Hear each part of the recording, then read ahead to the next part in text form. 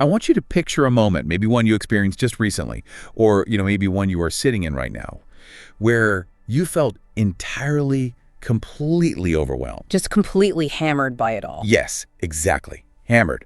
Think about the actual physical sensation of that moment. The relentless news cycle just flashing across your screens. The algorithms feeding you crisis after crisis in this erratic, breathless kind of cadence. Right, the constant pinging. Yeah, your inbox demanding immediate attention. Or maybe it's the heavy compounding weight of personal challenges that you're just trying to manage quietly behind the scenes. Which is exhausting. It is. So if you are listening to this on your commute or, I don't know, while you're making dinner, pause for a second.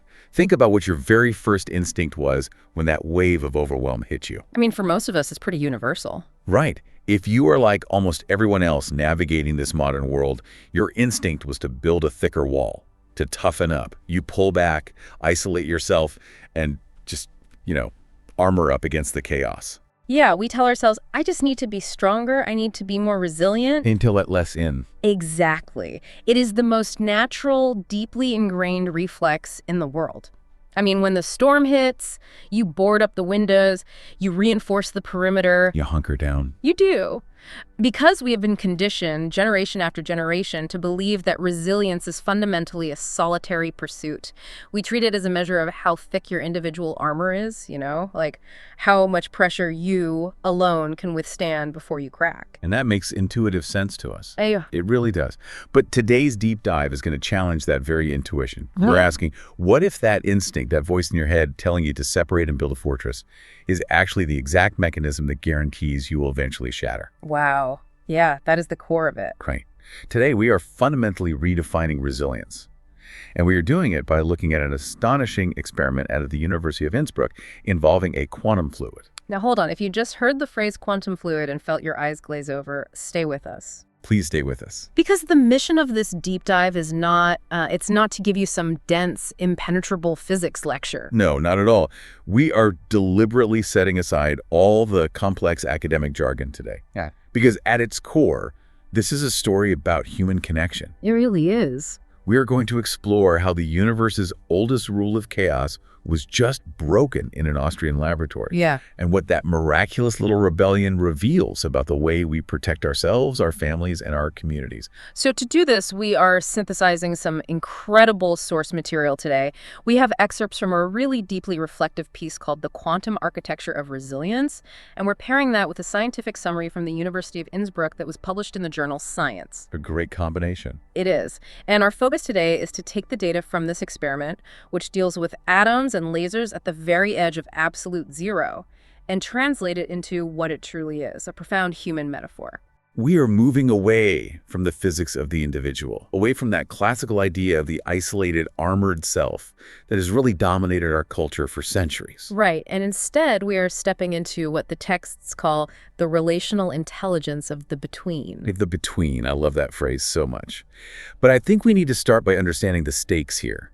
Before we can really appreciate how this quantum fluid managed to survive its ordeal in the lab, we have to understand the seemingly impossible rule that it broke. The classical laws of chaos. Exactly, the laws of thermodynamics. Yeah. Because these govern both the physical world we walk around in and, frankly, our own human intuition about how the world works. The sources point to a brutally simple binary rule of the universe. Continuously doing work on a system heats it up. Yeah, that is the foundation of classical thermodynamics. And it's a concept that governs our daily lives, whether we realize it or not. I mean, the text describes entropy as the ultimate tax on existence. The universe always collects its tax. Always. To ground this, the source material offers some very simple, tactile examples.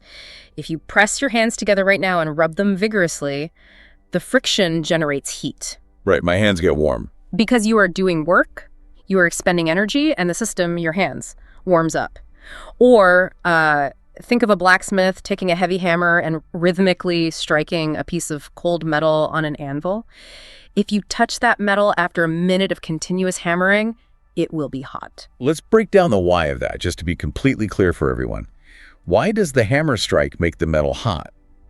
Because we aren't applying a flame to it. Right, there is no fire involved at all. Heat at a microscopic level is just chaotic movement. When the blacksmith swings that hammer, the hammer carries kinetic energy, the energy of motion. Okay. And when the hammer strikes the metal, that kinetic energy doesn't just disappear.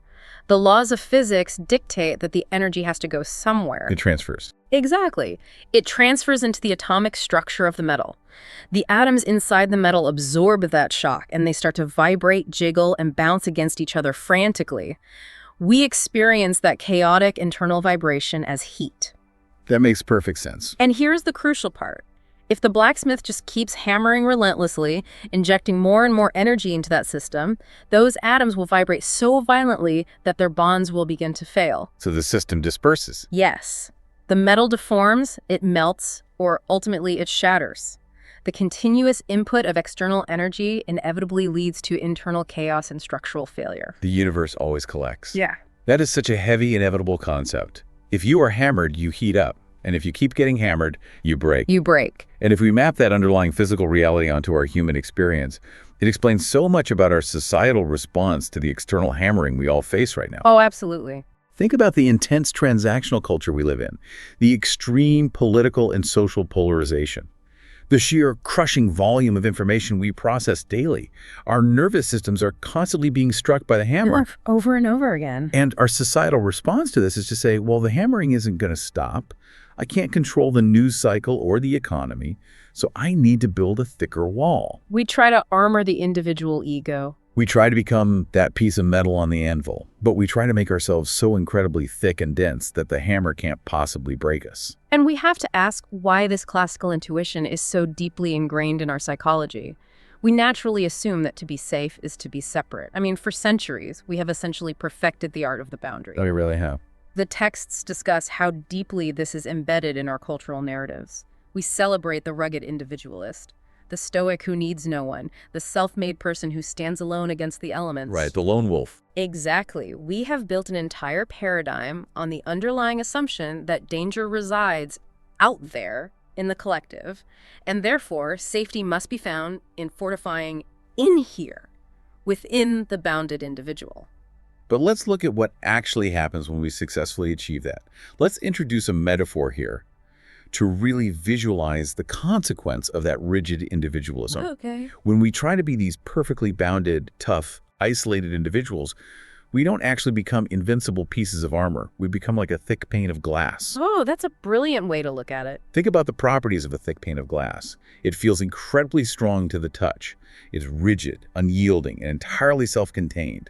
It is the ultimate boundary, cleanly separating the inside from the outside. But what happens when you continuously strike that glass with external pressure? That is where the illusion of its strength is revealed. Exactly, because the glass is so rigid and so stubbornly isolated in its own crystalline structure, it cannot flex.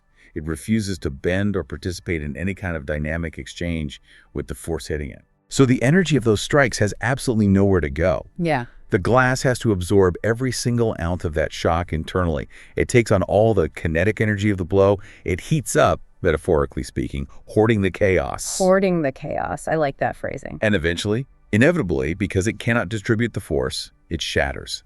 The very rigidity that made it feel strong, the very isolation that defined its boundary, is exactly what guarantees its catastrophic failure under sustained pressure. It is a profound realization when you apply that to the human psyche.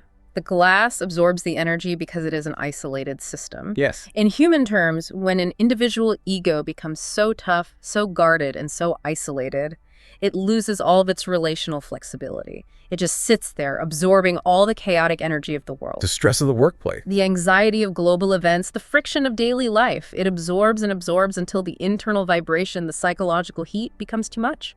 And the person simply fractures under the weight of it all. We see it all the time. We have colloquial terms for this. We call it brain-out, a nervous breakdown, or a crisis of exhaustion. But in the language of thermodynamics, it is a system heating up and dispersing because it had no mechanism to distribute the energy it was taking on. Let me push back on this a little bit, though, because I can hear the listener wondering this as well. Sure. Isn't building a boundary a healthy, fundamental psychological concept?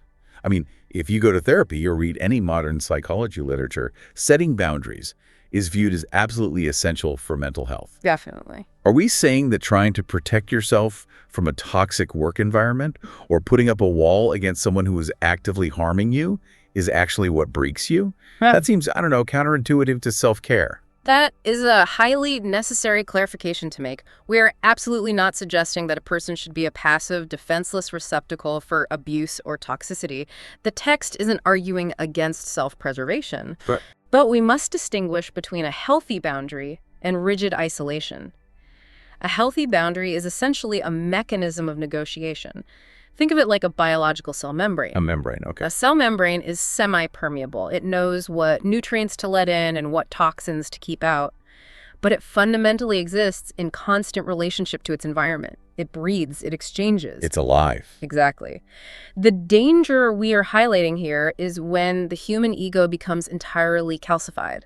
It's when the boundary ceases to be a flexible tool for healthy relation and becomes a fortified bunker of complete isolation. Right. The danger is when you believe that the only way to be safe is to cut off the exchange entirely. The bunker might keep the storm off you for a while, but the sheer isolation will eventually destroy you from the inside out. You lose the ability to flex. The semi-permeable membrane versus the concrete bunker. That makes perfect sense. So if individual armor, the bunker, the rigid pane of glass, ultimately fails under the constant rhythmic hammering of modern life, what is the alternative? That's the big question. How do we actually survive? Because let's face it, the hammering isn't stopping. The crises will keep coming. And this brings us to the laboratory in Austria, where a team of physicists witnessed a behavior in matter that defies that classical law of chaos we just spent all this time establishing. It truly is a remarkable event in experimental physics. The research was led by Hans Christoph Nagel's group at the University of Innsbruck. What they did was create a one-dimensional quantum fluid. And remember, we promise no heavy jargon, so paint a picture for us. Right. To visualize this without getting bogged down in the mathematics, imagine a very delicate, perfectly aligned, single-file chain of strongly interacting atoms. They're trapped in a line, unable to move past one another. Like beads on a string. Exactly like beads on a string. The researchers then cooled this system down to just above absolute zero. We are talking about temperatures measured in nanokelvins. Wow. Why do they have to cool it down that much? What does absolute zero actually do to the atoms? That is a crucial question. Temperature, as we discussed with the hammering, is essentially atomic movement. By cooling the system to the absolute extreme edge of cold, they are stripping away all the ambient thermal energy, all the random, chaotic jiggling that normally defines matter. So they freeze them in place. They calm the atoms down so completely that their true underlying quantum nature can emerge. At these temperatures, the atoms stop behaving entirely like distinct, isolated little billiard balls. Okay. And they start to exhibit wave-like properties. Their identities begin to smear and overlap with their neighbors. They are locked into a state of profound relationship. So you have this incredibly delicate, profoundly connected chain of atoms sitting in perfect frigid stillness. And then the researchers decided to subject them to violence. Yes, they did. They exposed this delicate quantum fluid to a rapidly and periodically flashed-on lattice potential.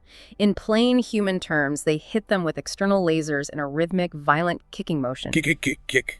Over and over again, injecting energy into the system. So if we apply the classical entropy rule we established earlier, if you hammer the metal, it heats up. The expectation here is obvious. Totally obvious. The lead author of the study, Yanliang Guo, is actually quoted in the source material confirming exactly this. He said, "We had initially expected that the atoms would start flying all around. Naturally. They were doing violent work on the system, so the system should have absorbed the laser's energy, heated up, vibrated chaotically, and completely shattered that delicate one-dimensional chain." By every metric of classical intuition, chaos was the only logical outcome. The universe always collects its tax. But that is not what the researchers observed. Which is the crazy part. After a brief initial moment of fluctuation as the lasers started firing, the atoms did something that stunned the scientific community. Oh. They stopped absorbing the shock.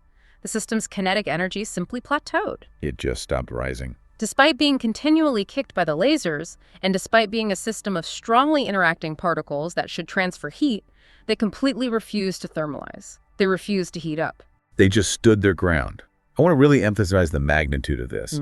The atoms were being violently kicked, but the energy of the kick just washed over them. It was nullified. Now, to understand how they did this without using technical jargon, we have to look at the wave-like nature of the atoms we mentioned earlier. Because the atoms were so deeply connected, so overlapping in their wave properties, they acted collectively. Together. When the rhythmic kick of the laser hit them, their wave patterns essentially synchronized to create a perfect counter-rhythm. It is very similar to how noise-canceling headphones work. Oh, that's a great comparison. Right. The headphones listen to the chaotic noise coming from the outside world, and they produce a sound wave that is the exact opposite shape. When the two waves meet, they cancel each other out, leaving silence. That is fascinating. The atoms in the quantum fluid, because of their profound connection, were able to perfectly cancel out the incoming energy of the laser. The energy was trapped in a localized pattern and couldn't spread as heat. That is incredible. They didn't put up a thicker wall. They synchronized so perfectly that the attack essentially erased itself. Exactly. And the text from the Quantum Architecture of Resilience brings this right back to our central theme. The researchers used an analogy to explain this wave cancellation in the physical world, and it revolves around a trampoline. Let's unpack that analogy, because this is where the physics truly becomes human. The text asks us to imagine the expected classical behavior, the chaos, as a couple of children standing on a trampoline while only one child starts jumping violently. Right. If you picture that, one kid is jumping up and down with all their might. The energy from their jumps transfers chaotically through the mat. The other children, who are just standing there, get thrown off balance. They bounce unpredictably. They collide, they fall over. The energy of the jumping child is absorbed by the system and creates total disorder. Exactly. Yeah. That is the classical expectation. But the behavior they actually witnessed in the quantum fluid, this miraculous cancellation of energy, is as if the trampoline mat itself and all the children on it suddenly synchronized with absolute perfection. Wow. It's as if they intuitively anticipated the exact rhythm of the jumping child, and the fabric of the trampoline flexed and distributed the force so seamlessly that the jumping child's energy was instantly nullified. Nobody gets thrown off balance. Nobody. The chaos is absorbed and diffused by the synchronized relationship of the whole. I love that trampoline analogy so much. Yeah. And I want to map it directly onto the human experience, because this is the core of our deep dive today. Imagine a neighborhood or a family or an office team as a giant trampoline. Okay, I'm with you. Let's go back to our isolated person from the beginning of the show. Yeah. The one who built the bunker, the individual who hardened themselves into a thick pane of glass, standing alone on solid, rigid ground. Right. The rugged individualist. If that isolated person takes a massive hit from life, let's say it's a sudden, devastating medical diagnosis, or a catastrophic job loss, or a deep, unexpected personal betrayal, what happens? They take it all. Yes. Because they are standing on solid ground, alone and rigidly bounded, they have to absorb 100% of that impact internally. The energy of that crisis hits them squarely, and there is nowhere for that force to go but into their own nervous system. They shatter. They shatter because the entire burden of processing that energy falls on one solitary point of impact. I mean, the isolated individual has to process the trauma, figure out how to pay the bills, navigate the medical system, and manage the profound grief entirely on their own. They take the full force of the hammer. Precisely.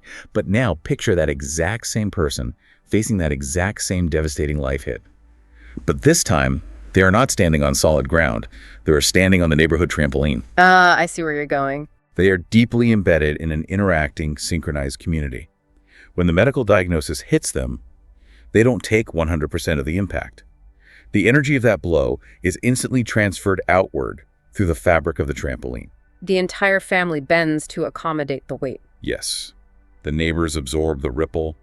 The community flexes. And we can see exactly what that looks like in practical terms. It looks like a neighbor setting up a meal train so the family doesn't have to think about cooking. Right. It looks like a coworker quietly taking over a project to relieve the professional pressure. It looks like a friend coming over just to sit in silence on the couch so the grief isn't suffered alone. Yes. And because the energy of the crisis is distributed across this entangled network, the individual who took the direct hit doesn't shatter. They bend, they dip, but they don't break. The destructive energy of the strike is quite literally nullified by the whole. What is so profound about this is how fundamentally it reframes our entire philosophy of crisis management and personal resilience. It really changes everything. If we look back at the atoms in the Innsbruck experiment, they didn't survive the violent lasers because they individually became harder. They didn't develop a thicker atomic shell. Their defense mechanism had absolutely nothing to do with personal armor. They survived because their relationship to one another was so deep, so absolute, that the external energy of the laser simply had nowhere to take root. The source texts are so incredibly explicit about this point. There's a line that says, "The defense wasn't armor. The defense was the between." When I read that line, I had to stop and put the text down. It's powerful. The defense was the between. It completely inverts traditional Western wisdom. We are trained to look at the between as empty space. If you visualize a network, we naturally focus on the nodes, the individual people. Right, the dots. Exactly. We assess the strength of the network by asking how strong, how rich, how resilient each individual node is. But this quantum behavior suggests that the nodes themselves are almost irrelevant compared to the structural integrity of the edges connecting them. It shifts the focus entirely from the individual to the relationship. Right. When a system reaches this state of what the physicists might call absolute coherence, it transcends proximity. It's not just about living in the same apartment building as someone else or sitting in the same open plan office. It's deeper than that. It is about shared emotional resonance. It is a relational intelligence where you don't just wave at your neighbor, you are profoundly synchronized with their well-being. Their stability literally becomes your stability. I want to really dig into what that absolute coherence actually looks like for us. Yeah. Because it's very easy for us to sit here and say, oh, we need community, we need connection, and leave it at a superficial level. Definitely. It can become a buzzword. But this quantum metaphor demands something much deeper than just joining a local book club or having a group chat. I want to float an analogy from the text that I think captures this perfectly. The outline for our discussion today specifically brought up martial arts, and I think it's a brilliant way to understand how this energy nullification works.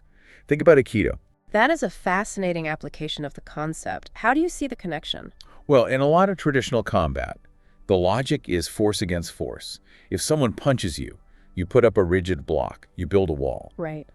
But when that rigid block meets the incoming fist, there is a massive collision. Energy is absorbed. It creates heat, friction, and damage to both the attacker and the defender. You are fighting the chaos, and you're taking damage to do it. You're acting like the glass. Exactly. But in Aikido, the fundamental philosophy is entirely different. You do not meet force with force. When the attacker strikes, you don't build a wall. You blend with the attacker's energy. You step into it. You pivot, you connect with their momentum, and you redirect it outward. You distribute the force so perfectly that the attack simply dissipates harmlessly into the room. The attacker falls, but you haven't absorbed their kinetic energy. The energy is nullified through dynamic relation rather than rigid resistance. Exactly. Now scale that up from a single martial artist to an entire community. Instead of one person trying to deflect the blow of a crisis, it's an entire village holding hands, acting as one deeply entangled organism. Is that what the between really means? That the empty space between us, our shared empathy, our mutual vulnerability, our willingness to carry each other's weight, is actually the strongest, most resilient material in the universe? I believe the source material fully validates that interpretation. The text states unequivocally, our ultimate strength does not come from how well we can repel a world. It comes from how deeply we are connected within it. That is beautiful. When a constellation of human minds is deeply enough related, it doesn't have to fight the chaos of the world. It ceases to absorb it entirely. The energy of a trauma or a crisis enters the network, but because the network is in a state of absolute coherence, the energy is processed, distributed, and diffused without breaking any single node. It is the ultimate expression of using connection as a shield. The idea that we could build lives where we don't have to absorb every single shock of the modern world. That our entanglement with others does the absorbing for us. It is such a beautiful architecture. It sounds like the perfect solution to the exhaustion of modern life. It is a beautiful architecture. However, we have to look at the second half of the Innsbruck experiment. Ah, right. There's a catch. Because science rarely gives us a miracle without revealing its fragility. The researchers pushed the experiment further, and what they found reveals a terrifying vulnerability in this system. A vulnerability that perfectly and somewhat tragically mirrors the exact state of our modern social fabric today. Right. The armor of the entangled is powerful, but it's not invincible. What did they do to break the system? To test the fragility of this protective synchronization, the researchers decided to tweak the parameters of the lasers. Remember, they had established this perfect, localized freezing effect by using a highly rhythmic, periodic kicking sequence. Kick, kick, kick. Very steady. The lasers flashed in a predictable, perfectly timed pattern. The system could synchronize because it had a rhythm to synchronize to, but then the researchers introduced randomness into the driving sequence. They disrupted the rhythm, they made the kicking unpredictable, so instead of a steady beat, it became erratic. Precisely. The time between the laser strikes became random, and the results of this seemingly small change were immediate and catastrophic. Wow. The types notes that a rather small amount of disorder was already enough to destroy the localization effect. Once the randomness was introduced, the wave synchronization collapsed. The momentum distribution of the atoms smeared out. The kinetic energy of the system rose sharply. Oh no. The fluid began absorbing the external energy continuously again, and the chaos returned. The system thermalized. Just a small amount of disorder. It didn't take a massive change in the laser's power, just a disruption in its predictability, and the magic broke. So if we translate this randomness into human terms, what does that look like? If our neighborhood trampoline relies on absolute coherence and predictable rhythm to function, what is the disorder that tears the fabric? If you think about what introduces disorder into a human relationship, whether it's a family, a friendship, or an entire community, it is foundational unpredictability. It is the loss of a shared reality. Which we see everywhere now. It is erratic, unreliable communication. It is broken promises, shifting loyalties, and the erosion of basic trust. When you no longer know where you stand with someone, when the rules of the relationship change arbitrarily from day to day, the coherence is lost. You can't synchronize with that. You can no longer distribute the energy of a crisis through that connection because the connection itself has become unstable and untrustworthy. The rhythm is gone. And if we pull back and look at the macro level, the societal level, the parallels are genuinely staggering because we are currently living in a culture of induced randomness. We are subjected to a randomized driving sequence on a mass scale every single day. It's true. Think about how you interact with the world through your phone. You open a social media app, and within a 60-second window, you are hit with a totally unpredictable sequence of emotional strikes. Oh, absolutely.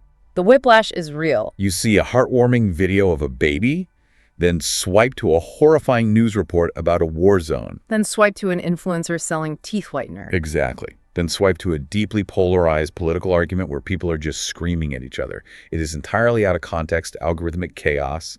It is the literal definition of a random, unpredictable laser continuously kicking our nervous systems. It is a profound observation. We are being subjected to systemic disorder. And just like the quantum fluid in the lab, that continuous algorithmic randomness is actively destroying our internal coherence.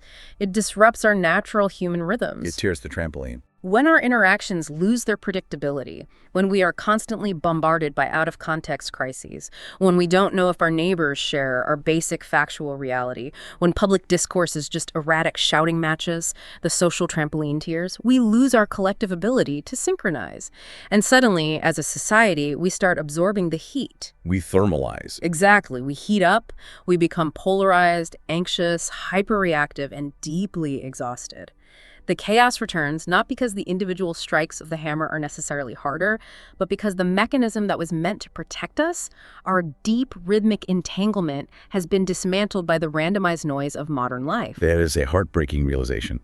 We are biologically and physically built for this beautiful synchronized defense mechanism, but the digital and cultural environment we've constructed for ourselves is actively tearing it apart. It really is. But let me pause and play devil's advocate for a second because I want to ensure we aren't arguing for a completely sterile existence.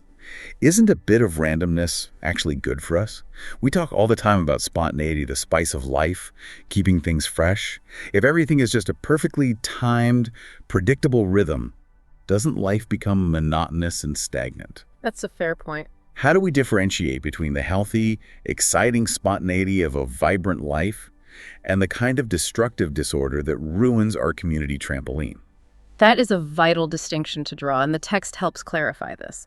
We have to separate the concept of spontaneity within a trusted relationship from foundational unpredictability. Let's use an analogy of a jazz ensemble. Oh, I like that. A jazz band can improvise, they can be incredibly spontaneous, going off on wild, unpredictable, chaotic solos, but they can only do that successfully because there is an underlying foundational rhythm and a profound implicit trust among the musicians. Right.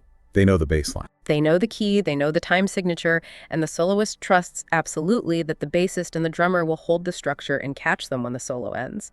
That kind of spontaneity doesn't break coherence, it actually relies entirely upon it. Ah, I see. So the problem isn't the chaotic solo. The problem is if the drummer suddenly decides to start playing a completely different song in a different time signature, or if the stage itself collapses. Precisely.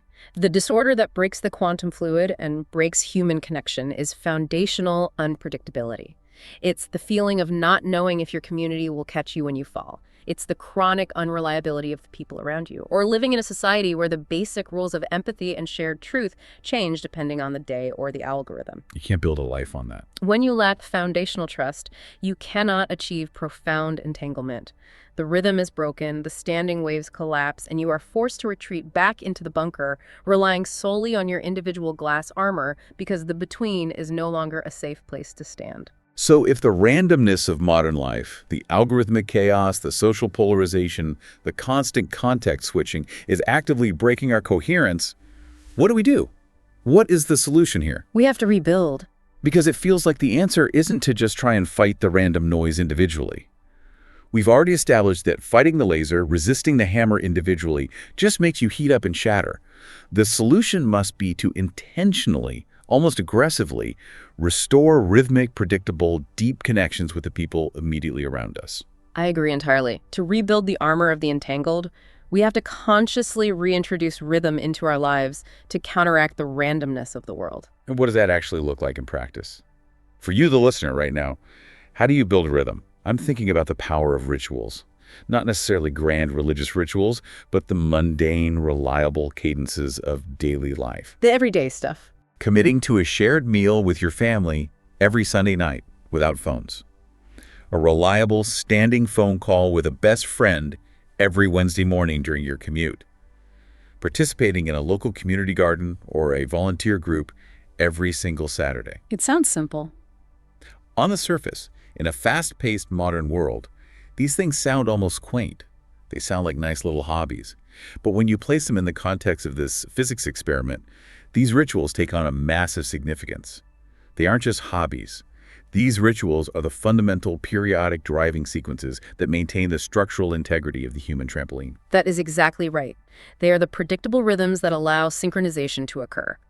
When you commit to a shared ritual, you are sending a profound signal to another human being. I am predictable in this way. I will be here. We share this reality. Over time, the repetition of that rhythm builds the deep, wave-like synchronization required for true entanglement. You begin to resonate with one another on a foundational level.